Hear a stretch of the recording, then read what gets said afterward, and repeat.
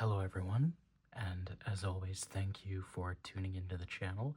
This is a bit of a different video than some of the stuff I've done recently, but I hope you do enjoy it all the same. As some of you may know from my older videos earlier this year, I've really been trying to do more reading this year.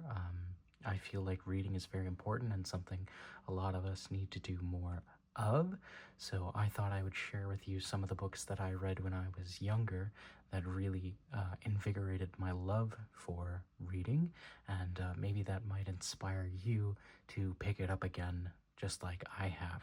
So first we have The Hunger Games by Suzanne Collins. Of course, The Hunger Games is an immensely popular series. I didn't read The Hunger Games for the first time until I was a bit older. This came out, I think, I don't want to date myself too hard, but I think this came around when I was maybe 7, 8 years old, but I didn't pick it up until I was about 15, 16 in my sophomore or junior year of high school. But The Hunger Games is a phenomenal series. I have loved it ever since I first picked it up. This is not my original copy, as you can probably tell. I bought it at a thrift store for $2. So my original copy I gave to a friend of mine and never saw it again, which is a theme that will return in a lot of the books that I talk about today. But The Hunger Games, of course, is a story about a girl who gets drafted, basically, or reaped is how they say it in the book. But she gets taken into the Hunger Games, which is a gladiatorial style arena game for the tributes of the 12 districts. It's a post-apocalyptic setting. I'm sure many of you are familiar with it. But one thing that I will say about Suzanne Collins as a writer is that I think with later books like Sunrise on the Reaping here, I think she does get much better as the series progresses. I think as you go through from this book to this book, I think the writing itself from a technical level, I think is just way better. I think the characters in Sunrise on the Reaping are a lot more fleshed out than some of the stuff in the original. And that's not to say the original isn't good. I do enjoy the original book. My favorite book of the series is by far Sunrise on the Reaping. My second favorite is probably Songbirds and Snakes. But again, I do think as a writer she gets much better later on. And I think this copy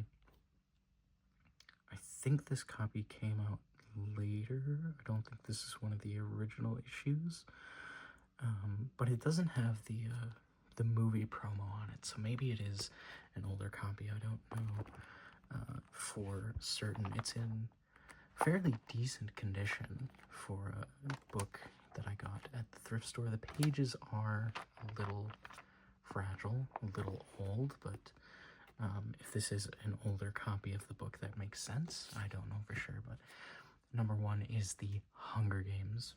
I hope most of you have read it already. Number two, another book, very popular, The Hobbit, J.R.R. Tolkien. This is, I mean, this is a classic. What do you say about The Hobbit? I think this is one of the first, how do I say, larger books that I read. I read this much earlier than The Hunger Games. I read The Hobbit for the first time when I think I was like 8 years old or something. I don't really want to say it was like the first adult book that I read, but maybe that's the best way to describe it. But this is a 75th anniversary edition of The Hobbit. I got this for Christmas a couple of years ago, and I love J.R.R. Tolkien. J.R.R. Tolkien is easily one of my favorite authors. I was blown away by this book the very minute that I picked it up. It's really just an incredible story from cover to cover. It's impossible to put this book down. I read it every now and again, every couple months. Well, I don't want to say every couple months. At least once a year, I will come back to The Hobbit and read it. I think it is like the perfect introductory to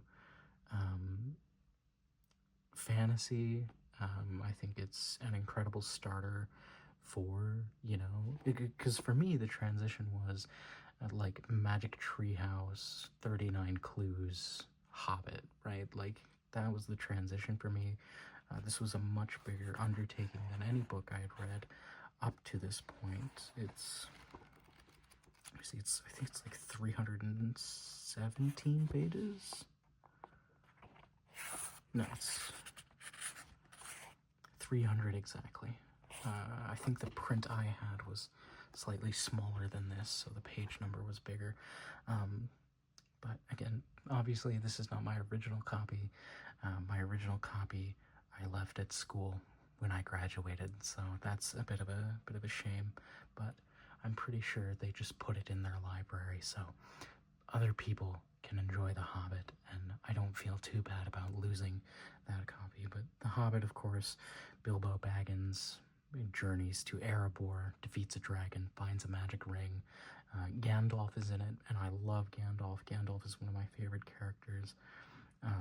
And a fun fact, my username on pretty much everything,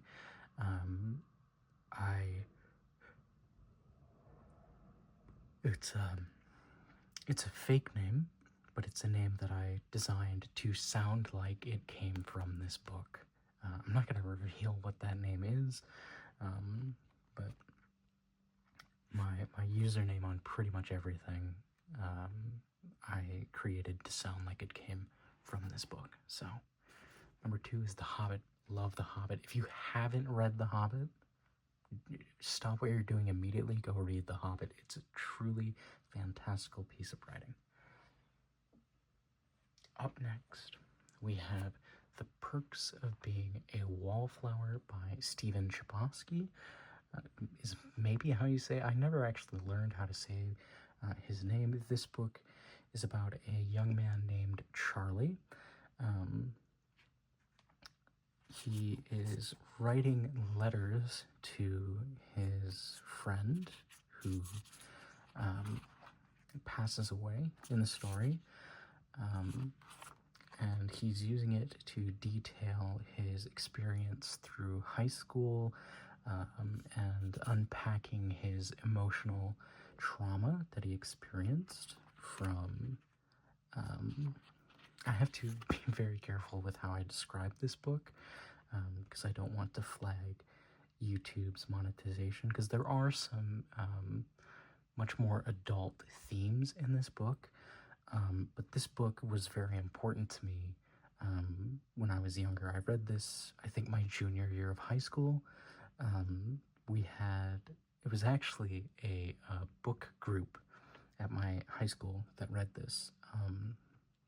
It was only for the older kids, juniors and seniors, and we read this book with another school that we were partnered with, and eventually at the end of the book, at the end of the book club, we got together and we shared, I don't even know how to exactly describe it, but it was like the final assessment for the book, it wasn't like a book report like it would normally be. It was to create something that you think would resonate with the story itself. And for my part of the story, I had written a fake letter to a fake friend in the same style as these letters that Charlie wrote.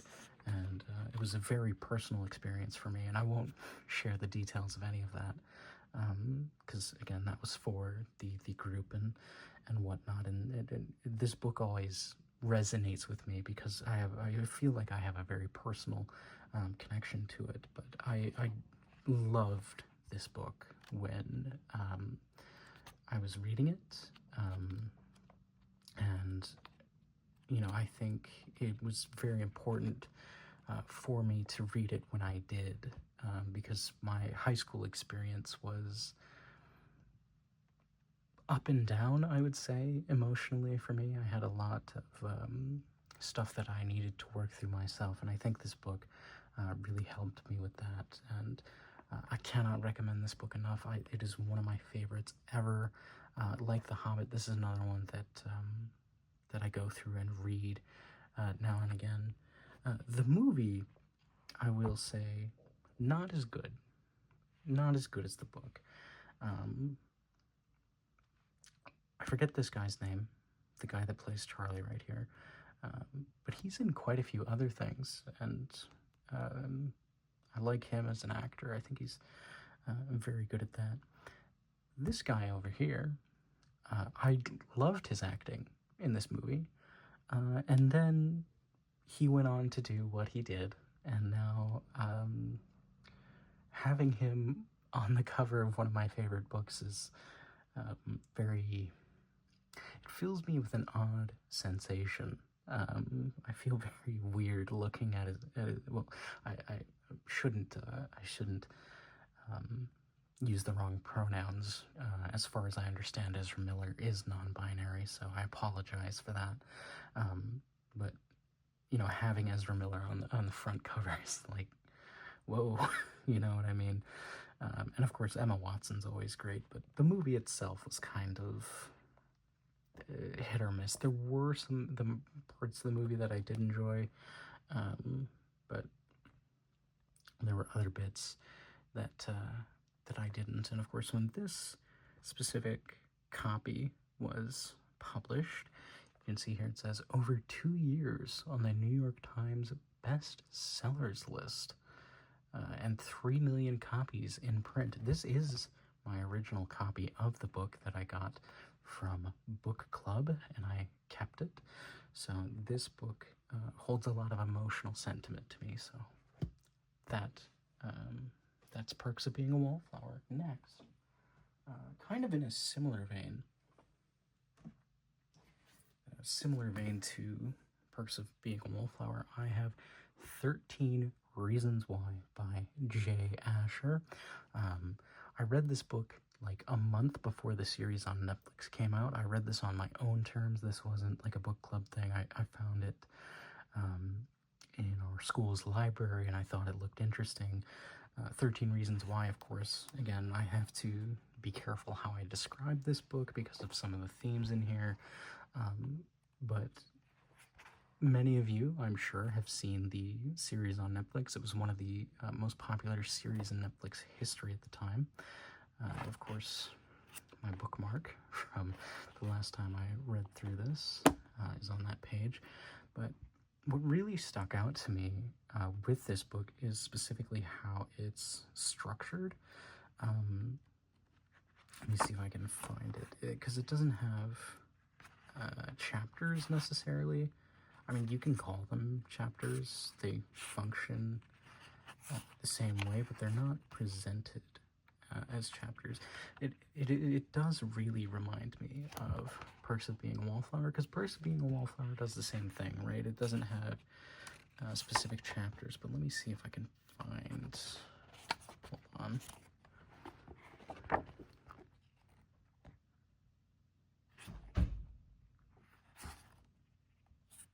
Here we go.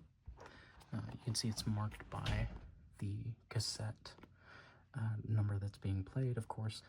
The story is told through a number of cassette tapes and the way that the main character, Clay Jensen, reacts to the cassette tapes. And I really, really liked this book. It was a fantastic read. I read it at a very similar time as Perks of Being a Wallflower, around my junior year of high school.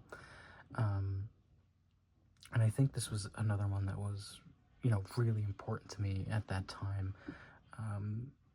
which is why I have such strong feelings towards the Netflix adaptation, because I think the Netflix adaptation does a ton of disservice to this book and the story that's trying to be told here. and the Netflix series really, like, was so bad it turned me away from this book partially at the time. But I've read it again since, and I find a new appreciation for the story, just because I think it is so much better than the Netflix one. And I've said, I don't know if I've said on camera, but like, if I ever had a production studio, right, and I could get the rights to do any adaptation, right, it would be 13 Reasons Why. I would love to do this justice. But again, I love Clay Jensen. I think Clay Jensen is an amazing character. I love going through his journey through this book, and just experiencing it for the first time really was something special. So 13 Reasons Why. Again, all of these books in this video I'm going to recommend, but 13 Reasons Why is really good, especially if you've seen the Netflix series and you like the Netflix series especially. I would say read the book if you haven't, because it really is just a better version of the same story. So, next. Paper Towns by John Green. I read this, I think, in 9th grade for the first time. I've talked about it before on the channel. I reread it a couple months ago for the first time, and I will say the writing doesn't quite hold up for me the way that it did when I was younger, but I still do love this book, and I think it was a very important lesson for me at the end, where the main character, what is his name again? I don't actually remember his name. Hold on. Let me see if I find it.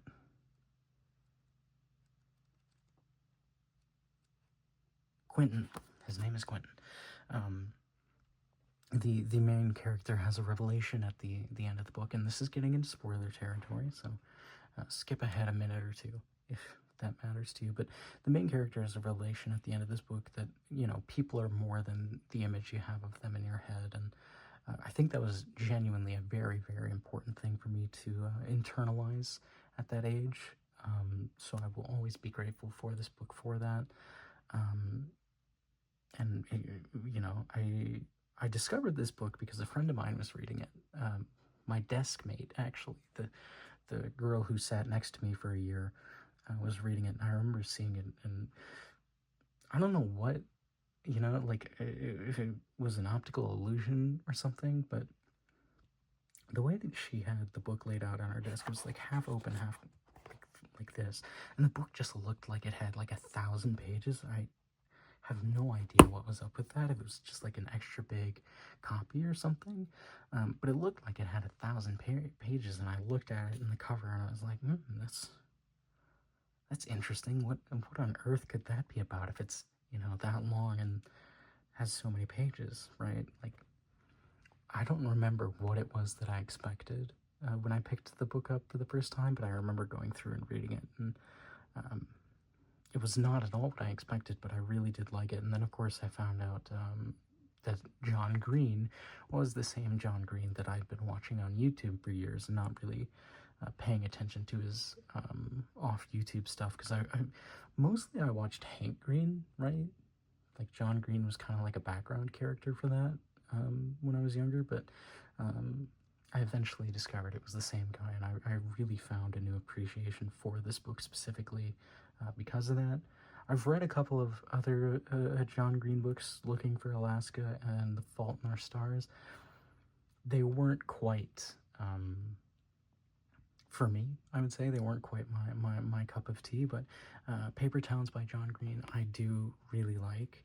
Of course, there is a movie adaptation for this book as well, and I gotta say, it's another one that kind of falls flat. I love Cara Delevingne. I think Cara Delevingne is actually a really good actress, but I swear to God, her agent back when she was, doing movies and acting, whoever her talent agent was, has got to be the worst talent agent I've ever seen, because she was cast in, like, the worst movies, right? Like, nothing she was in was ever good, and it was no fault of hers, I would say.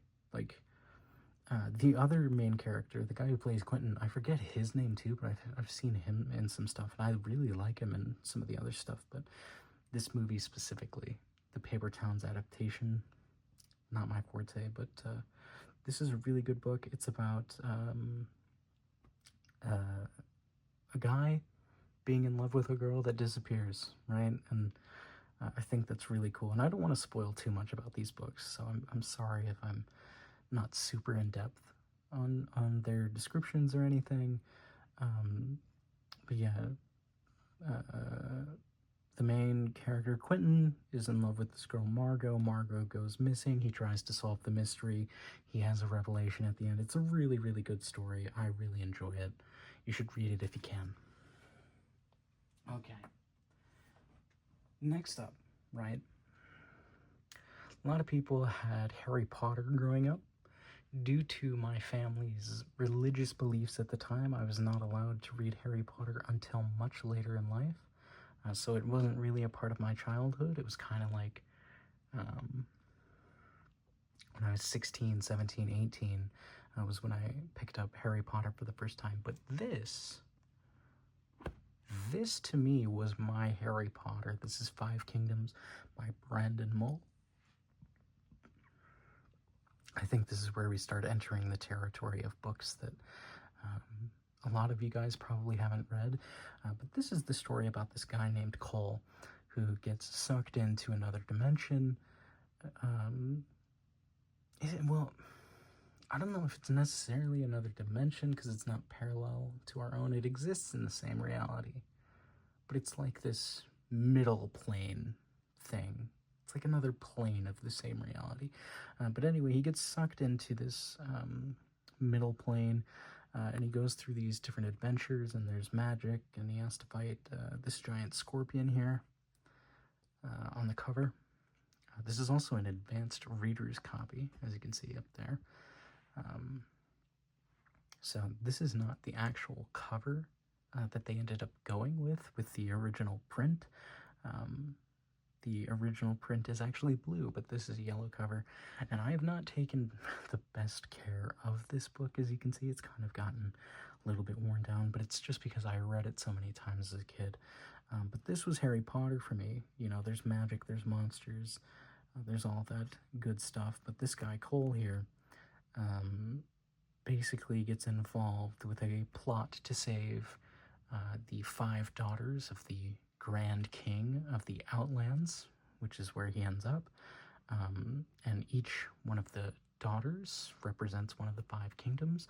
The 5 kingdoms have different kinds of magic, basically, called shaping, where they can alter how things work. Like, the first kingdom in this book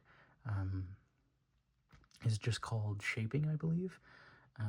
And they can create objects using their powers, right? So in this first kingdom, say I wanted a sword, right? I could use my power and change physical material into a sword, right? That's how it works in the first kingdom. In the second kingdom, it's more illusion based, so it's like like they're not physical, right? Like in the first kingdom, it's all physical stuff, like you can actually hold it and feel it. In the second kingdom, it's all illusions that are not real. Like you can take someone's face and change how their face looks, but it's not actually changed, right? Like if you were to touch their face, it would feel different. The third kingdom is like energy manipulation. The fourth kingdom is spirit manipulation, and the fifth kingdom is time manipulation. So a lot of cool stuff going on there from that perspective. And this is a series, by the way. This is 5 books. 5 books, 5 kingdoms. I will say I wasn't too thrilled on how it ended. Like, I really loved the way it was moving and the story and how it develops, but it kind of ends a little abruptly, right? Like, it kind of just slams shut at the end. I don't know if he was, Brandon Mull was in a time crunch or something, not sure, but the ending at the end of the series is kind of whatever. And this is definitely geared towards a younger audience for sure. I think this is geared for like 7th, 8th grade, something like that. 6th, 7th, 8th, something like that. But it's not a bad series by any means. And there's another series by Brandon Mull as well that I discovered after this, called Fablehaven, which is his most popular series by far. There's even a sequel series for it now. But I could not find my copies of Fablehaven. I know they're around somewhere. They're probably in a box in the garage. But Fablehaven was another one to me that was kind of like my substitute for Harry Potter.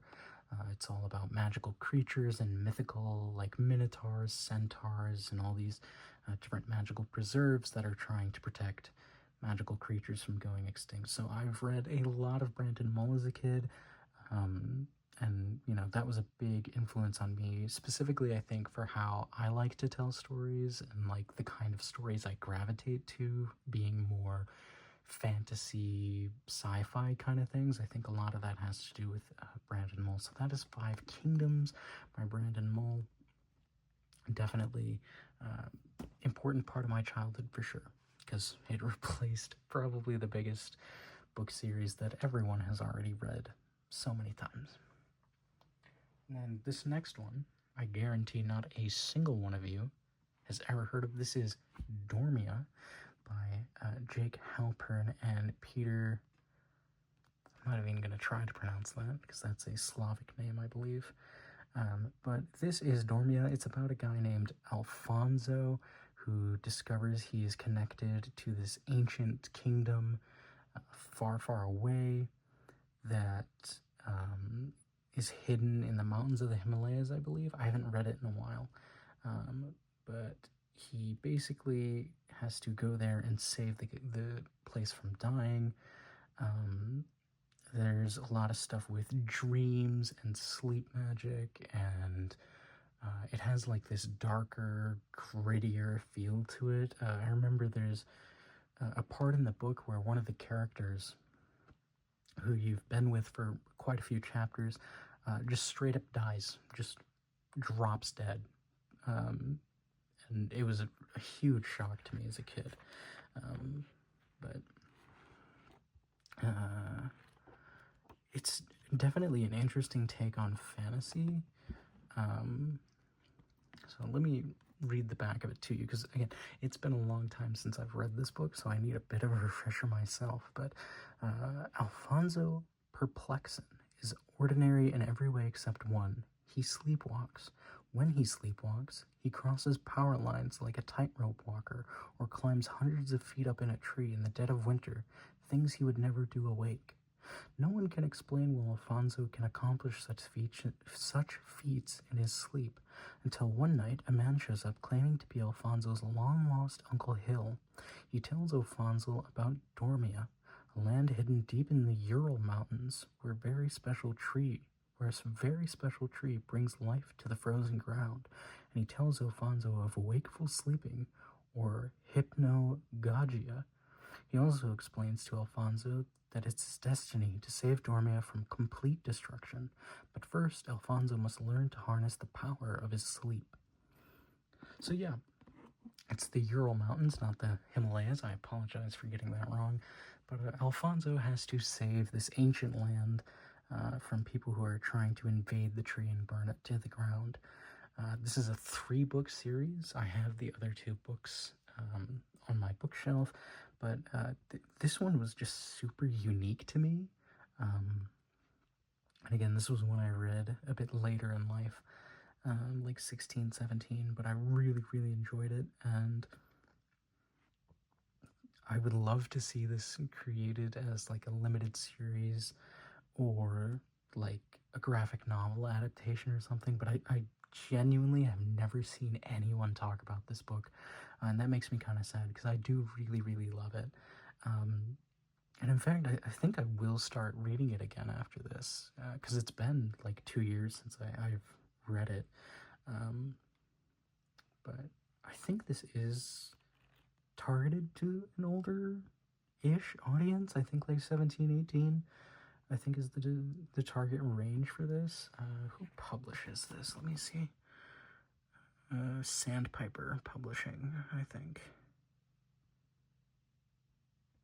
Houghton Mifflin Harcourt. I don't know exactly, but this was one that I saw in a bookshop, picked it up because it looked interesting, and I really enjoyed it. But yeah, Dormia, would recommend for sure if you like different takes on fantasy that's not just dragons and elves and orcs and stuff. This is definitely something to consider for sure. So that's all the books that I have on hand right now, but of course there are plenty of others that were hugely influential to the kind of reading that I like to do now. We had at my school a specific book club or book group or whatever you want to call it that was specific for the boys. Of course, we didn't discriminate. There were some girls that joined too, but our school had a serious issue with the reading rates among the boys just plummeting, right? And the more I think about it and look back, the more I'm like, this is kind of a precursor to what we're seeing nowadays. But they structured it in a way where it was more about reading like cool books, quote unquote, because they discovered that a lot of the boys just didn't want to do the required reading because they thought it was like girly or whatever. They thought reading was feminine and rejected it. And I don't know. It's a really, because they explained it, right? The student resource officer or whatever his title was, his name was Chris. He explained it to me as I was graduating my senior year, why they did it the way that they did, and all the psychology behind it. And it, you know, it really just feels like a precursor to where we're at now. But anyways, we read a lot of books that maybe we shouldn't have read at that age, because this went on from like 8th grade to 12th grade. It was, everyone could come and read these books. So of course I didn't need to be in the book group. I was, you know, my English numbers were the best scores that I ever had were on my English tests. But I did it because it was fun, right? I was a huge nerd, okay guys, I'll admit it, right? I was a huge reading nerd, but we read things like The Revenant, To Kill a Mockingbird, The Things They Carried, Into the Dark, All Quiet on the Western Front. What's that one about the guy that went up into Alaska, found that bus, and died very tragically trying to survive out there on his own? Into the Wild, that's what it was. We read World War Z, we read Revenant, To Kill a Mockingbird, a lot of John Steinbeck, Fahrenheit 451, Slaughterhouse-Five, Dances with Wolves was one that I really, really liked. There was another one, I don't remember the full title, I remember the subtitle was Memoirs of a Boy Soldier, if anyone knows what I'm talking about. It was about this, this man from Somalia who became a child soldier, and the experience he had working for this warlord in Somalia from the age of like 11 years old, and how they trained him to shoot a gun, and then eventually he got out and worked for UNICEF and all that. Like, I need to find that book again, I really do, because that was a real big eye-opener. There were a couple of other non-fiction ones we read. There was this one, I forget the title of it, but it was about this guy who got into a canoe and went from Minneapolis up to Winnipeg through the Hudson River and into New York in a canoe back in like 1970 or something. If anyone knows what that book is, that would be great to find that again. But yeah, we just read all kinds of books like that. A lot of World War II stuff. A lot of war in general, honestly, which was definitely interesting. But To Kill a Mockingbird, I think, like, of all the, because, you know, we still had to do like some of the standardized, you know, this is what the school system wants you to read kind of stuff, which is why I like To Kill a Mockingbird and John Steinbeck and Fahrenheit 451 and stuff like that is in there. We read a lot of quote-unquote banned books as well. The Book Thief. Oh my god, The Book Thief. I don't know who's ever read The Book Thief, but The Book Thief is another one that's a huge favorite of mine. It's another World War II book about this Jewish woman. Actually, I don't even remember if she herself was Jewish or if she was just adopted by a Jewish family, but